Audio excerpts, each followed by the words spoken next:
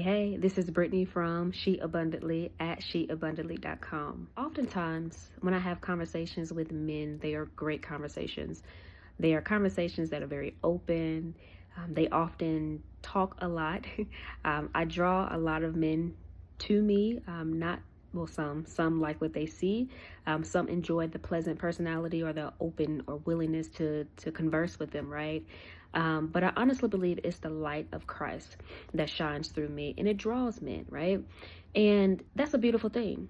That's a beautiful thing for healthy men and women to interact and have healthy conversations. And that is my goal. Okay, that is my goal because I've had unhealthy conversations with men, not just with words, but with my body, right? And as you learn more, as you grow more, you want to be of service, to leave a lasting impression, but a good impression upon people. And again, that is my quest, to have conversations with men that leave not only lasting impressions but good conversation or good impressions. Whether it's my Uber driver, a lot of times it's a Uber driver, someone's attracted to what I wear or just something in general, and the conversation turns into something good, something deeper, whether it's on a date, I mean, you name it. I see that there is a great divide between the understanding of men and women. Men don't understand women and women don't understand men. And a lot of times you have men that think they know a woman, but how can you know a woman learning from another man? The greatest way to learn a woman is to hear straight from her mouth. And one of the things that I've been noticing when I talk to men is that they don't know what they think they know. And here's one thing that I want men to understand, not only really everybody, but men specifically, is that when it comes to sex, we do not engage with sex the same way. Men engage differently than women, okay? Men are the depositors and women are the receivers. It's in our anatomy. You know, when you plant the seed in the uterus, it goes up the uterine tubes into the ovaries where the egg is released and is planted in the uterus, all that jazz, right? We are the receivers. We are soil. And men plant their seeds. So when it comes to sex, I want you to understand this. The moment you stick or penetrate a woman, you are potentially leaving a seed in her womb, but you are leaving a seed of you within her heart. And so the reason why women can't just stick and move like men can is because you leave a part of you inside of us, and we are left with you inside of us. We are left yearning for you. This is only one spiritual aspect of sex, right? But we are left yearning for you. We are left brokenhearted. We're left with the lies that you've told us through your body. Because the moment you penetrate a woman is the moment you make a promise to her, like Jesus made a promise to the church, which is, I love you, I'll never leave you, I'm committed to you, we are one. You know, sex is a highly, highly spiritual thing. It is a highly, highly integrous act, right? So if you are not there to upkeep her, to be committed to her, to love her forever until death does you part, the worst thing you can do is penetrate her or have sex with her. And we as women feel that, right? So a lot of times when men, after a sexual encounter, men will block women, men will walk away. I've heard some horror stories, and I've had a few of my own, right? But men often don't see the other side. They don't see the woman crying. They may experience the aftermath. Maybe they say, oh, she's crazy because she did this.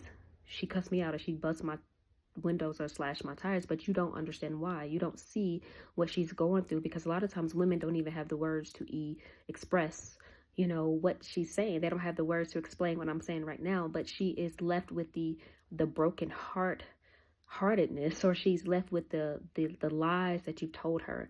And I don't know about you, but when someone tells you a lie, it hurts. It's deceitful. It creates anger, sadness, grief. I mean, all kind of emotions. But when it comes to a sexual intercourse, that lie goes to the deepest parts of the soul. The deepest parts of the soul. And I often say, to have illegal sex or fornication or whatever you want to call it, but the truth of the matter is it's fornication. It's a lie. It's an offense against your body. That's why God says flee from it, because you sin against your own body. It tears you apart. But to do something like that and I've learned from much experience. But to do something like that, it truly is it's like a sword going through your body, or if you will, imagine that with me, slicing you in half, because it disrupts your destiny. You know, when we engage in that kind of act, we are bonding to each other. We are becoming one. That's not just a physical thing, or just a spiritual thing, or just an emotional thing. It's all of the above on the deepest level. And for many, most of us don't come back from it. It's a destiny disruptor, and for most, a destiny destroyer. It derails us off course, of the course that God has ordained or destined us to be on. And it's such a dangerous act to do when you are not in that position to truly be committed to someone, love someone, honor someone. Fornication is the act of a liar. It's an act of a deceiver. And so I really want men to understand that for women, and of course, we all experience what we experience, right? We experience deceit on both ends. But for the woman, we experience it such a deep way that is detrimental. It's very hurtful, very hurtful on many levels. So I understand life happens. There are people, because I've lived life and I have my own stories, right? But there are people, for whatever reason, you interact with somebody, frivolous behavior, maybe it was a drunken night, I don't know. But you've done what you've done and you think, oh, okay, I can get up and walk away. Reconsider your actions. At least have a conversation with the individual to come to terms on what happened, and really apologize to one another. God says in his word to not defraud each other in that way. Why does he use the word defraud? Because you're defrauding one another. You're robbing from one another. You are deceiving each other, and men and women are on two separate ends of that deception. Right? Yes, we're both aligned with our bodies, but men are making a promise that they cannot keep, and the women are receiving the promise that is a lie to them. And so for a woman who is watching this I'm sure is explaining to you why you feel what you feel. This is the epitome of a broken heart. Why is it broken? Because lies has separated your soul into pieces, and it's hard to come back from that. How do you come back from that? Well, you have to soak your heart in truth. If your heart has been doused or submerged or soul tied to a lie, you have to disconnect that tie by connecting or reconnecting with the truth teller, which is the Spirit of God in his word, in his presence. But I just wanted to share that. That is my quest. Sometimes I'll have a random conversation with a guy and I'll just bust out in conversation in that way. They looking at me like, oh, my gosh, but then they're so grateful that we had the conversation. But I just pray that we get to understand each other more. Men understanding women and women understanding men, but from a woman, man, if you are watching this is our end of the deal. We lose so much. We give more, we lose more. We have more to lose because of the physical consequences. You know, we carry that within our bodies. These are lifelong decisions that are being made, and we really do carry those within us. Reconsider thinking with that lower head and thinking with the upper head, because again, women are soil, okay? And this is a quick analogy. If you are a man and you are planting your seed in all these different lands, which are women, we are soil, and you're not truly a builder. You know what I'm saying? You're planting your stake in that soil, but you're not there to really build. You're not there to really upkeep the land or whatever. You are destroying the land. Can you think about all the women that you've slept with and how you've destroyed the land? Because land, when you receive land, that's a signal of wealth, okay? How do you become wealthy in life? Start spiritually. You can't destroy land that you have been given, or just because you see land and it looks very fertile, that doesn't mean that land is for you, right? You have to consider or count up the cost before planting your stake or saying you're going to build on that land. But you're destroying the land when you're sleeping with all these different women, or sleeping with one woman you're not committed to.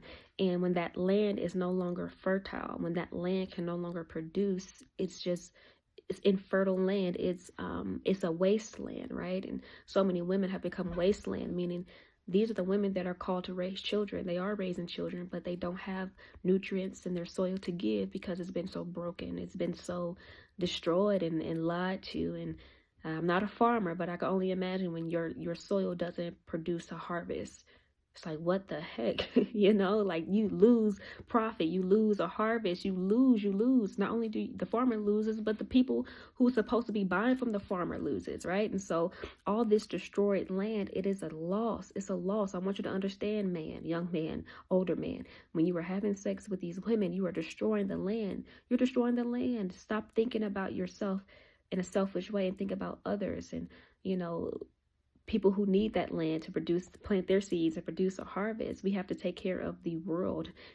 We talk about littering physically, but what about spiritually? We talking about taking care of the earth physically, but what about spiritually? What about the land of the woman? What about the land that you are, or you get what I'm trying to say, the land of the woman? And so, stop destroying the land. No longer destroy the land by destroying the soil, penetrating her and lying to her body, her soul, her spirit.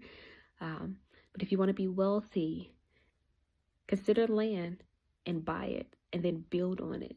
That's how you become wealthy. You build on that land, and watch the goodness come from whatever you build on it. You know what I mean? Hopefully this was helpful, made sense, and we'll talk next time.